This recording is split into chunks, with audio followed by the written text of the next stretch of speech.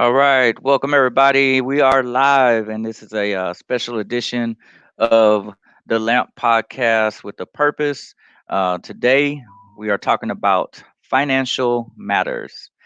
This is part of our purpose, of course, physical fitness and mental health awareness. But one of the main things that we want to talk about in our community is financial assistance, financial services, and I'm gonna bring on my co-host and the co-owner of Lamp Services, Mr. Lloyd Lindley. How are you doing today? Good, good. How you doing, man? Happy Friday. Yeah, happy Friday.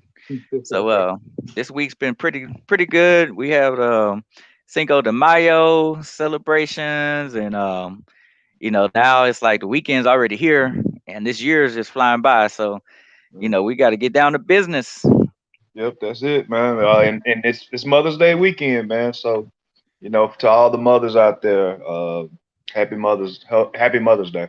Right, right. So I know we got something going on this Sunday for mothers. I don't know if you wanted to announce it to the public or is that more Oh, sure, private?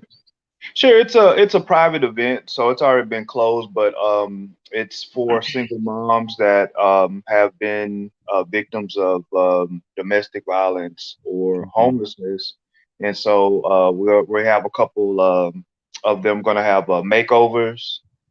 We also have food catered, photography, and brunch will be served. So thankful for all the sponsors that have donated either their time or services or goods to be a part of. Awesome. So that's good deeds and a lot going on. So I know with Lambitious, a lot of changes, and we're branching off.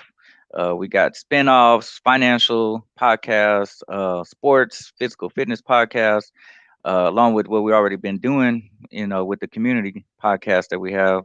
So, there's a lot of big things coming up, and I want to get the show started with one of the guests here. This is a person that's, I call her the miracle child of finance, and so, she's a ball of energy, and y'all gonna see in a minute. I'm gonna play this quick video, kind of like an intro to her, and then you will see her on stage in a minute.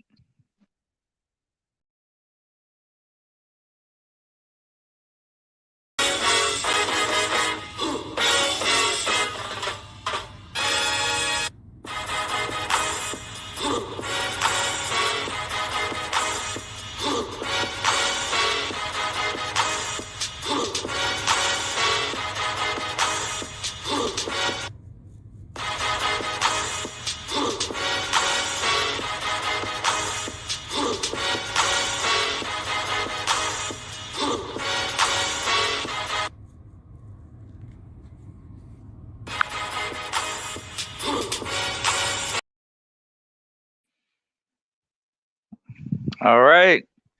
So, with no further ado, let's bring on Miracle Johnson to the show.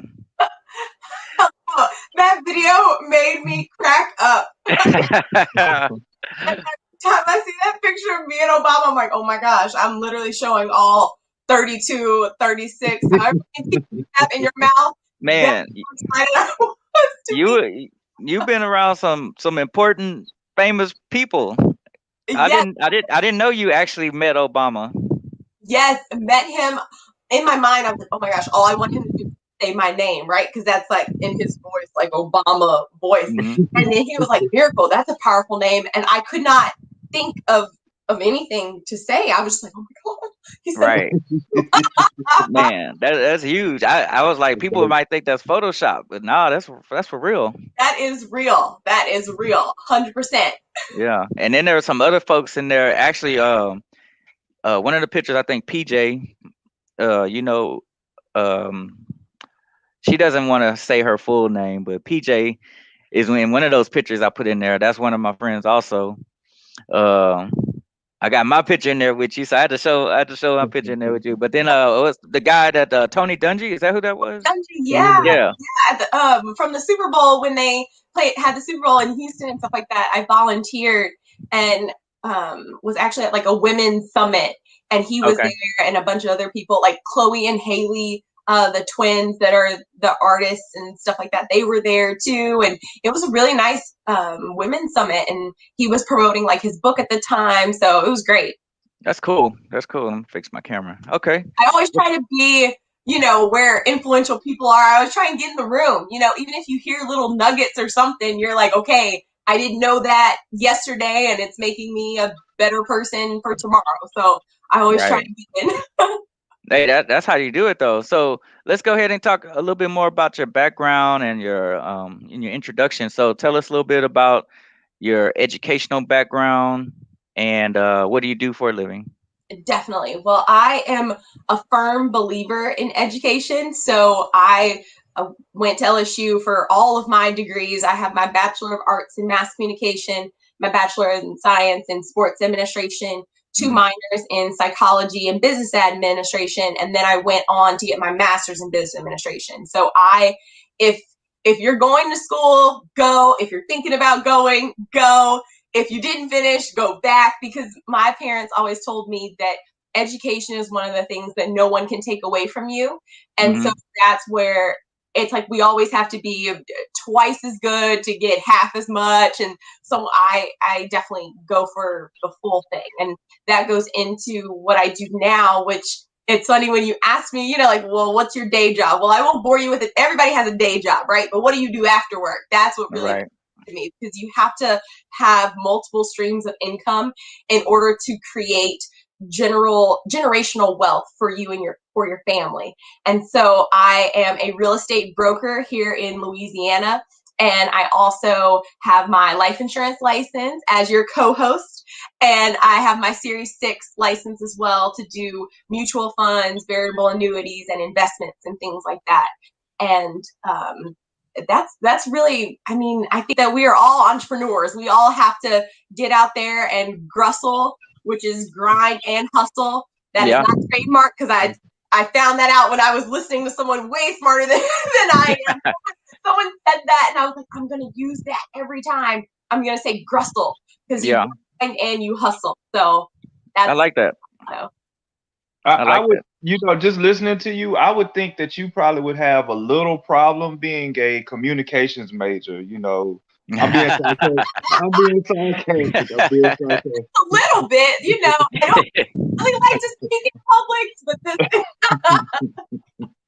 So that's a good point. Like I've always known and seen like Miracle just speak in public and it was like so natural. So does that help you when you're out networking, or is that something that you had to learn how to do or grow into, or is that something that just comes natural to you? That's a great question. And I have to say, 100% blessed with it. My mom, if you think I'm on a 10, she's on like 1,000. So Wow. it's literally like I can't imagine now. the two of us together, it can be a bit much, and we Wow. can be a bit much together. And my dad is the total end of the spectrum. I always tell people that my mom is the hurricane, and my dad is like the calm before the storm and the calm after the storm. Like he never goes like above a 1. He's like even kill. My mom and Wow. I are on like 10. We're like, oh my God, da da da da da da da da. So that definitely helped in terms of it just coming to me naturally. I will also say it helps when talking to people, because I'm not afraid to break that barrier. I'm not afraid to step to someone and say, like, hey, I'm Miracle. Who are you? Like, what do you do? And that helps a lot when it comes to networking, because when you are the only person in a room and you don't know anyone else, how are you going to make yourself available or stand out in the crowd or really go after what you want to?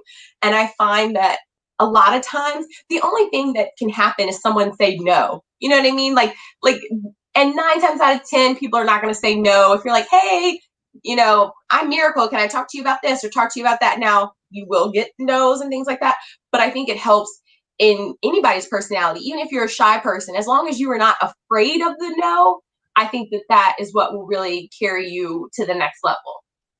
Yeah, that's key. I hear Lloyd always talk about that, right?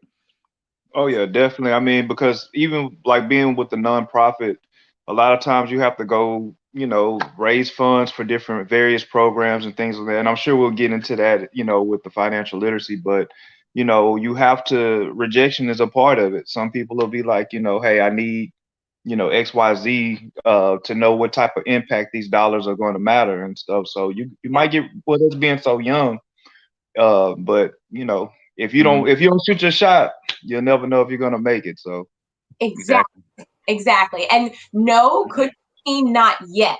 So I think that that has to come into play as well, where Mhm. even when we're talking with finances and things, people might say no, but it could be just because of the situation they're in right now that they can't see past what they are in right now. But it just means not yet. It's not always no, never talk to me again in life. Because I find that a lot of times you might mention something to someone and then, kid you not, 6 months, a year later, they're like, Miracle, are you still doing real estate? Are you still doing this? Are you still doing that? Because I have a question about that or question about that. And so that goes into, I feel like, as well, not being rude when someone says no, or like blowing people like, oh, you don't want to help me, so no, you didn't help me 6 months ago, so no. Mhm. I think that we really have to show grace to one another, and take that into consideration, people's situations, and just say, oh, it's not yet, but maybe in the future. So just let me know if you have any questions or anything like that. And when they do come back to you, just be gracious with it. Yeah, I like that.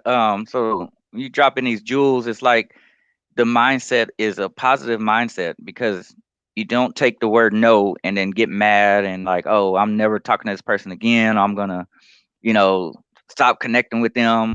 But you take it as a not yet or not right now, Right. and you're not gonna burn a bridge because you're gonna have to deal or may deal with that person later. They may ask something for you or vice versa. So keeping that positive mindset helps, with the growth and helps with keeping those opportunities open too. Exactly. Exactly. So, so now we're at the point of the show where we're gonna do a little trivia. Oh, I'm not ready. You ready for some trivia? Can I plead the fifth? Let me know if I can. We gonna throw it on you real quick. So I know Lloyd gonna think of one, but I got something for you. Okay, so you do a whole lot in finance, 6 series, and we're gonna talk about that: life insurance, real estate, um, all types of stuff.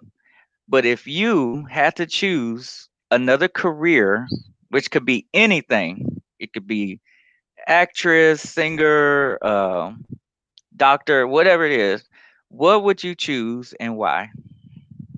Oh, okay. So no lie, this is a very easy one because I'm just waiting to be discovered. So if someone is watching this right now, let me know. But I would Okay, 100% be an actress. If I could, I would. Because okay. dramatic naturally. Like this is a show.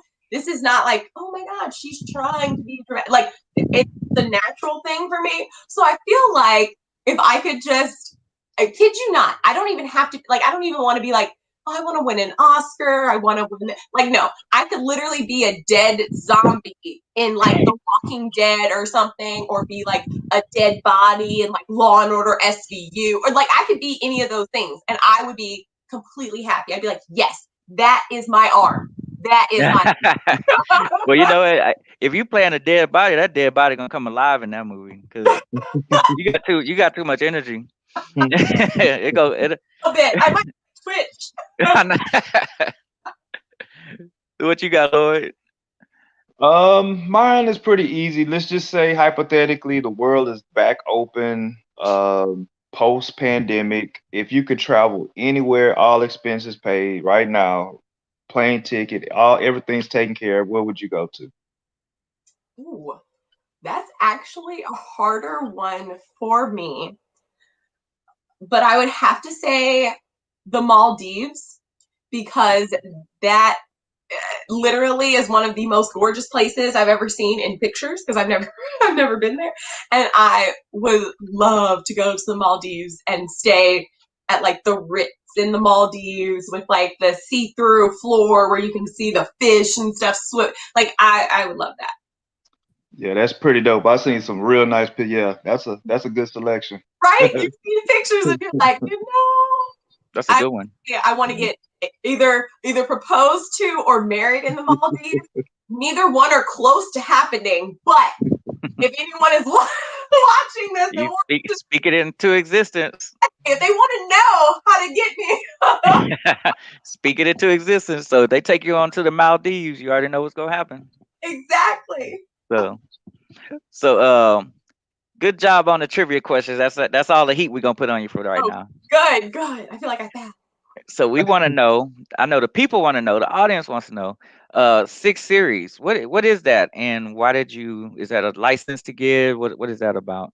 Yes. So the Series 6 is a securities license that you get, and it basically allows you to do mutual funds, variable annuities, and insurance as well, but mostly it focuses on investments.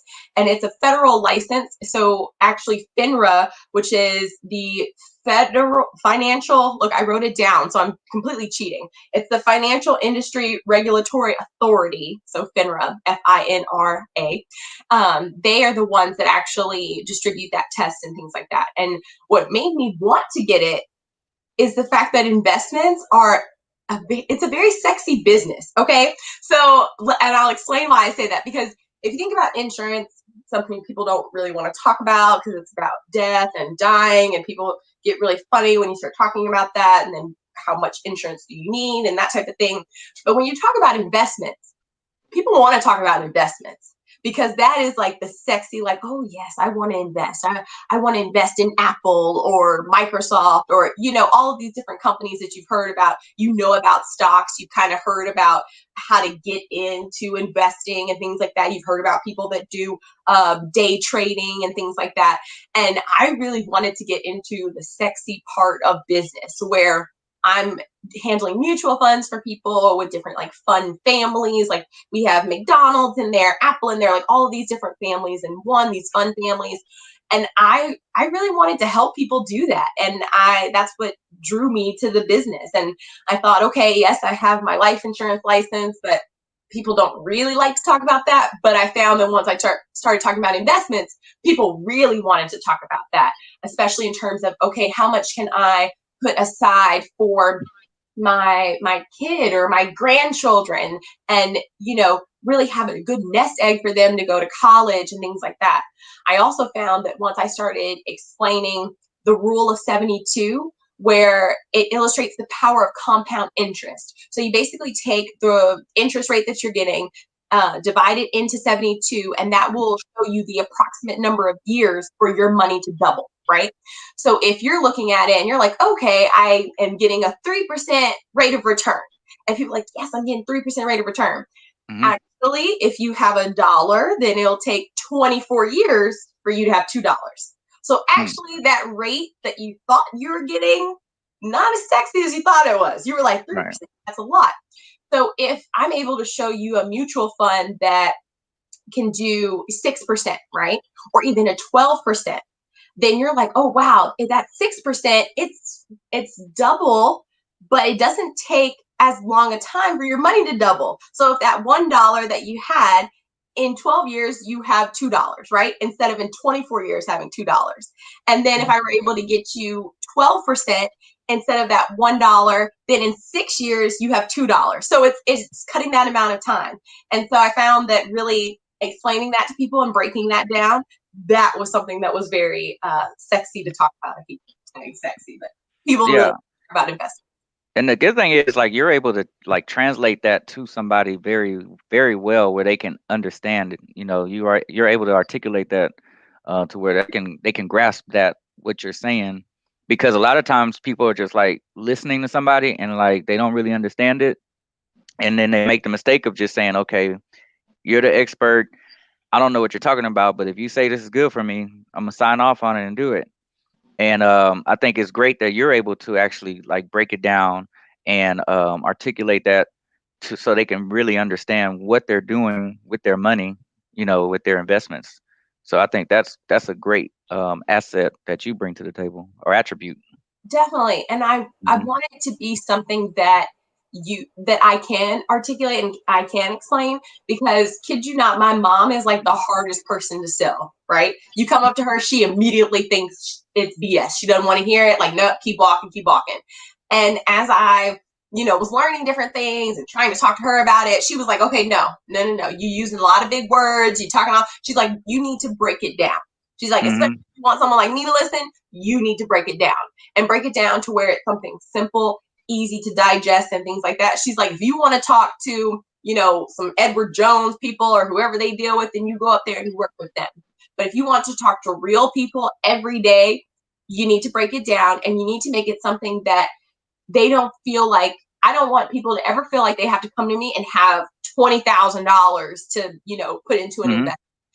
You can start an investment as low as like $50 a month. You don't have to have these thousands and thousands of dollars, and you can still have something put aside for your family. And I think that that is the most important thing that I want people to know. Because if you go up to Edward Jones, like we have Edward Jones on the corner and stuff like that, they don't want to talk to me. They don't want to talk to my mom or my dad unless they have 20,000, 30,000, and they're looking to invest their money. Like, no. We need to really drop this down. And I really want to help myself, my mom, my dad, my aunt, my uncle, my cousin, all of us that are getting started and things like that. Let me help you. And I think that Right. is something that is very important. Especially in our community, because we haven't been doing that, and we haven't had opportunities to do that in the past. So now we have the opportunity. It's time to take advantage of it. In my opinion, that's the way I see it. Like you say, you sharing with your family and how to invest and how to, make your money work for you and different things like that. Like that's what we need in the community. 100%. And if I'm being real, we really Mhm. need to help one another, because I feel like we as Black people don't stick together how we should. And a Mhm. lot of times I feel like it's that pride. It's that, well, I don't want her to know my business. I don't want her to know how much money I have. I don't want her to know this or that. So although like I have my broker's license and Series 6 and life insurance license and things like that, I still have family members that don't want to, let me help or be a part of their business because they don't want me to know their business. And I Right. feel like that really hurts us as a community, because it's like, if you're going to go to someone and give them business, right? If you are, let's say you are the broker and you are selling homes, right? And I'm buying a house and you're my cousin, but I don't want to work with you because you're my cousin. So I work with, another company or whatnot. It's like, you're going to buy a house anyway. Why Mhm. give you the business? So I feel like we have a lot of that in our community. And I wish that we didn't, because we can really do some damage. I mean, and not to go off on a tangent, but it's like my high school hired literally the first in history, the first African American director of our high school where I went. And LSU just made history yesterday Mm. by having the very first African American president of the university, the very Wow. first one in the SEC. And it's like, how old is the SEC? Like, and Yeah. those things where I feel like we're in another movement, right? We've had movements in the past, and I feel like this is another one. And I feel like we really need to hit the ground running and build that momentum and help one another out. Yeah, we got to keep it going. Yeah, 100. Um, Lloyd's on. You're on mute. Oh no, I was just kind of reverting back to what you were saying. I agree with you what you were saying, that we could do so much damage because there's strength in numbers. But I don't know if everybody know, but I'm a life insurance agent as well, and I think it's great that you're combining the two because as you stated, a lot of people, for instance, for life insurance, they're like, hey, I have term life through my job. And I'm like, if something were to happen to you, you lose your job or something, that little $10,000 policy, now you don't have any life insurance. It's trying to explain little things like that, the little intricacies. But then investing, people, they perk up. They want to hear, hey, how can I earn $1? How can I earn a, you know what I mean? What's a blue chip fund? Things of that nature. So it's great that you're putting those two together, and I'm interested, and I'm absorbing this information from you. So, definitely appreciate it. Oh, Yeah. definitely. I think it's great too to have those two together, because then you can hit both like you can hit both stones with one rock, or whatever the whatever the saying is. I'm completely Yeah. messed. But two birds, one stone. Two That's birds with one stone. I was gonna Yeah. I was gonna get it. No. But that way you're able to protect the family from both sides. So it's, Hmm. yes, no, I don't really want to talk about, life insurance or whatever.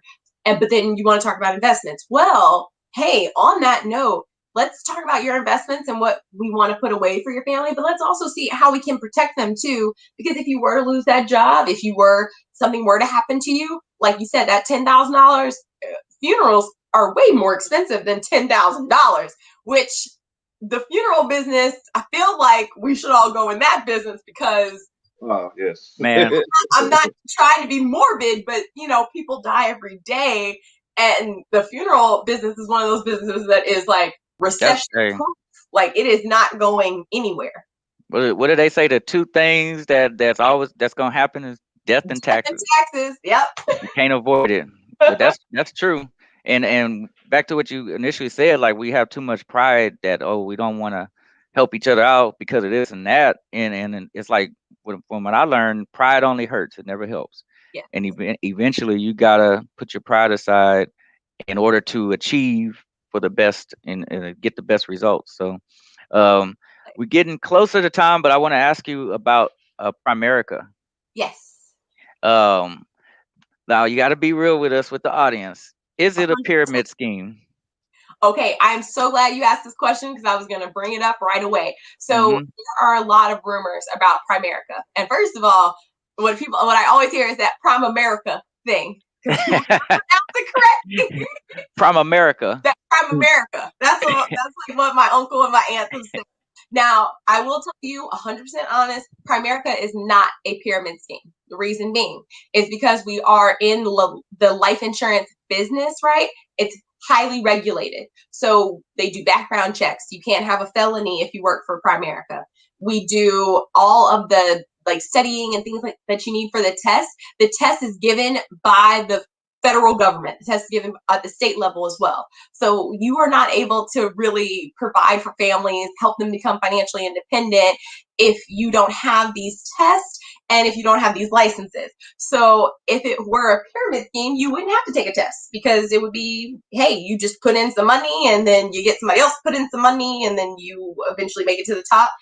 That's not the case at all. You are not paid by bringing people in and things like that. We service our clients with products, and once they purchase the products, that's how we then make our money. So no, it is not a pyramid scheme. And if you want to do, like, I always encourage people, hey, do some research, Google it, Bing it, whatever search engine you use, right? If there were anything going on with Primerica in that grand scheme of things, I don't think companies like Mason, AIG, American Century, Benjamin Templeton, no, Franklin Templeton. Sorry, Franklinton Templeton. That's that's a mouthful to say. Okay. But all of these different companies that we have investments with, we would not be allowed to do that. So no, 100% not a pyramid scheme. Okay. So is that the question you usually get from people? Yes, I get. Yeah.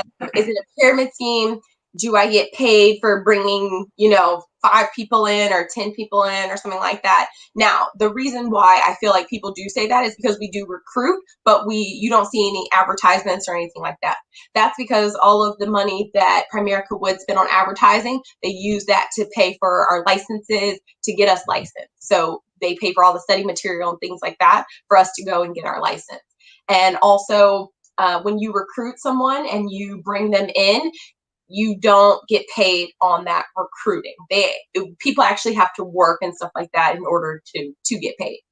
Okay. And Primerica deals with what you talked about: life insurance, annuities, Life 50. insurance, annuities, investments. We do a free financial needs analysis we call our FNA, and that allows us to take a look at people's debt, their income, their mortgage, the education that they want for their children, and then we're able to really put together a financial plan to make them financially stable. And so that looks at, okay, what type of coverage do you have? What type of mortgage do you have? How much do you make? And things of that nature to really see how we can protect your family if something were to happen. Got it. Got it. Well, can you leave the audience with how they can contact? Oh, go ahead. have a Yeah. quick. I have a quick question for you. So we're working with the youth and financial literacy.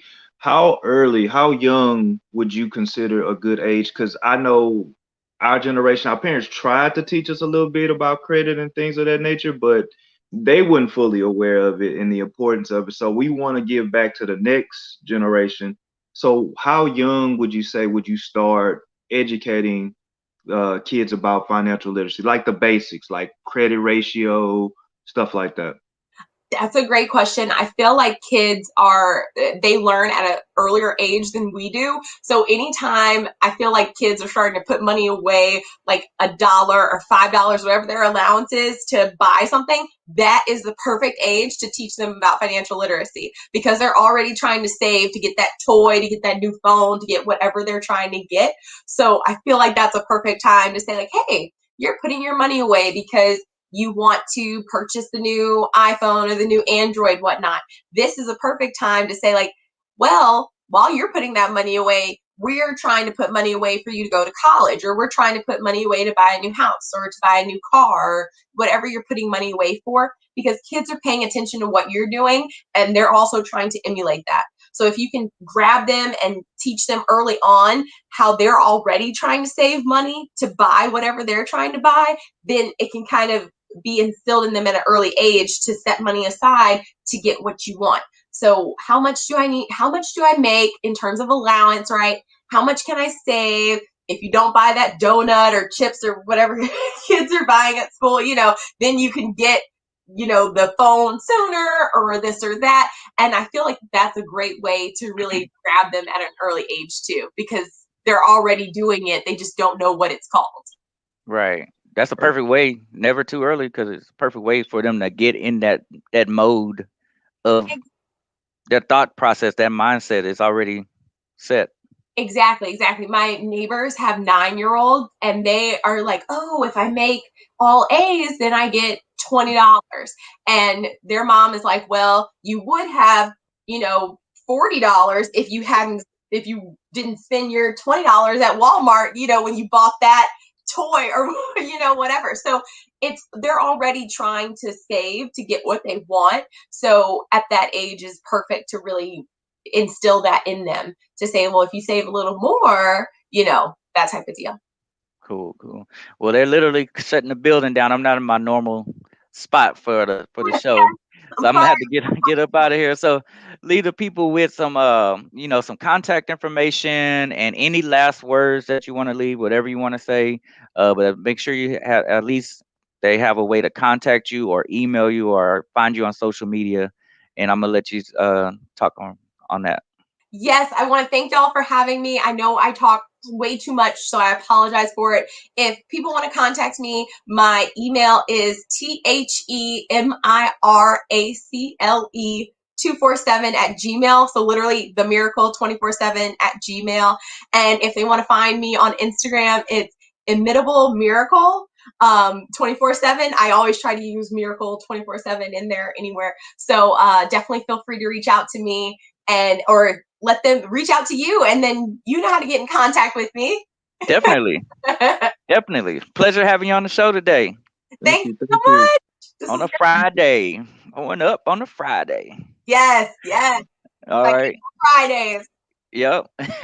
All right. Well, you have a great one, and we probably gonna have to get you back on because there's a lot more that we want to discuss with you.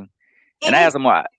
Yeah, I anytime. have some more questions, but we couldn't get to them yet. So, but we'll get back to you though. So you have a good weekend, and I will talk to you later, Miss Miracle. Yes, y'all have a great weekend. Thank you so You much. too. All right. Thank Bye you. bye. Oh, we're gonna show you a video before you leave too. All Oh, right. All right. All right. So there we go. Financial matters. Special edition on a Friday evening.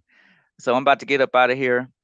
You got any last words for the audience? And again, happy Mother's Day. I love the spin off on the financial matters today, and looking forward to gaining more knowledge as well.